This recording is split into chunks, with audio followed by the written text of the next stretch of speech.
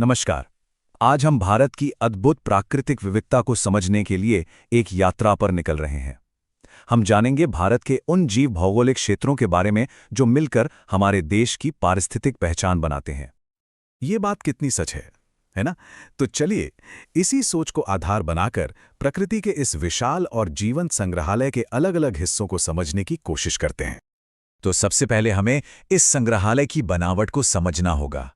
मतलब ये जीव भौगोलिक क्षेत्र आखिर हैं क्या, इन्हें जानना इतना जरूरी क्यों है, और सबसे बड़ी बात, ये भारत की जैव विविधता को वो अनोखा रूप कैसे देते हैं जो हम देखते हैं। इन्हीं सवालों के जवाब हम आज ढूंढेंगे। ठीक है, तो चलिए सबसे पहले इस शब्द को ही समझते हैं। जीव भौगोलिक क्षेत्र असल में ये प्रकृति का एक बहुत बड़ा हिस्सा है जिसकी अपनी एक अलग पहचान होती है। ये सिर्फ जमीन का एक टुकड़ा नहीं है, बल्कि एक जीता जागता माहौल है जहाँ की जलवायु, पेड़ पौधे और जानवर सब एक खास संतुलन में एक साथ रहते हैं।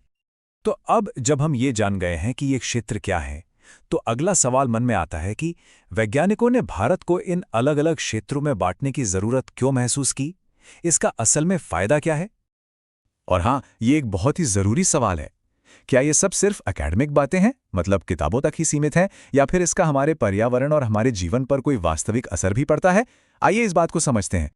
देखिए, इस वर्गीकरण के पीछे 4 बहुत बड़े कारण हैं।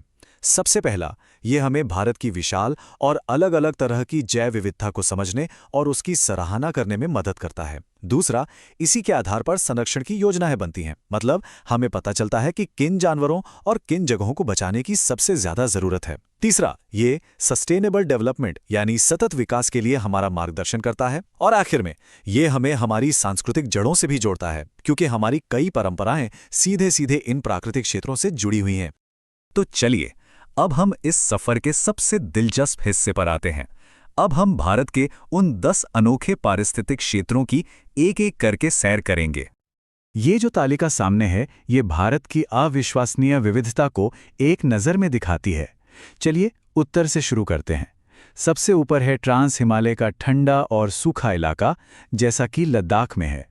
उससे ठीक नीचे आएं तो हरे भरे घास के मैदानों और घने जंगलों वाला हिमालयी क्षेत्र है। अब अगर हम पश्चिम की ओर चलें तो वहाँ थार का विशाल रेगिस्तान है, और उसी के साथ गुजरात और राजस्थान के अर्धशुष्क यानी सेमी एरिड इलाके भी हैं। फिर पूरब की तरफ आएं तो गंगा का विशाल और उपजाऊ मैदान है जो हमारे देश की जीवन रेखा है। मध्य भारत में दक्कन का पठार है जहाँ पतझड़ी वन है और ये देश का सबसे बड़ा जोन भी है। और दक्षिण में हैं पश्चिमी घाट, वर्षा वनों और ऐसी अनगिनत प्रजातियों से भरा हुआ जो दुनिया में और कहीं नहीं मिलती। और अंत में हैं हमारे तटीय इलाके और द्वीप समूह, जहां मूंगे की चट्टानें और मैंग्रोव के जंगल हैं। आप देखिए, हर एक क्षेत्र अपने आप में एक अलग ही दुनिया है।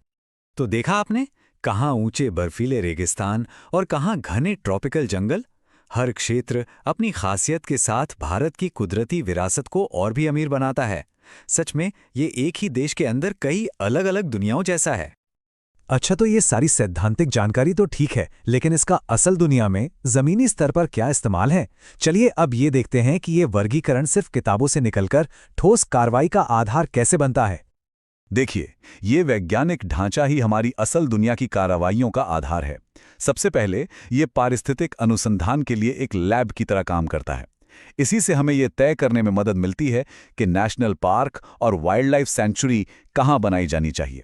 यह हमारी राष्ट्रीय नीतियों को दिशा देता है, जैसे कि क्लाइमेट चेंज से कैसे निपटना है। और शायद सबसे जरूरी बात, ये शिक्षा के जरिए हमें हमारे प्राकृतिक खजानों की इज्जत करना सिखाता है। तो अब हम अपनी इस पूरी चर्चा को समेटते हैं और देखते हैं कि इन सब बातों का आखिरी और सबसे प्रभावशाली संदेश क्या है। अंत में सारी कहानी इसी एक संख्या पर आकर टिक जाती है, 10। ये सिर्फ 10 क्षेत्र नहीं हैं, ये 10 अनोखी दुनियाएं हैं जो एक साथ मिलकर भारत को दुनिया के सबसे विविध और समृद्ध राष्ट्रों में से एक बनाती हैं। और इनमें से हर एक हिस्सा इतना कीमती है कि इसकी जगह कोई और नहीं ले सकता। और यही आज की चर्चा का सबसे महत्वपूर्ण टेक अवे है।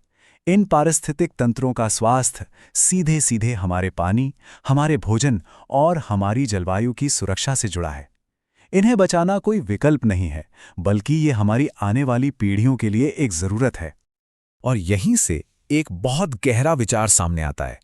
जब हम हर क्षेत्र की अपनी अलग पहचान का सम्मान करते हैं, चाहे वो थार का रेगिस्तान हो या अंडमान के जंगल, तो उन्हें बचाने के लिए हमारे पास सिर्फ एक वैज्ञानिक कारण नहीं होता, बल्कि एक भावनात्मक और सांस्कृतिक जुड़ाव भी पैदा होता है। और शायद अगली पीढ़ी को प्रेरित करने की असली कुंजी यही जुड़ाव है।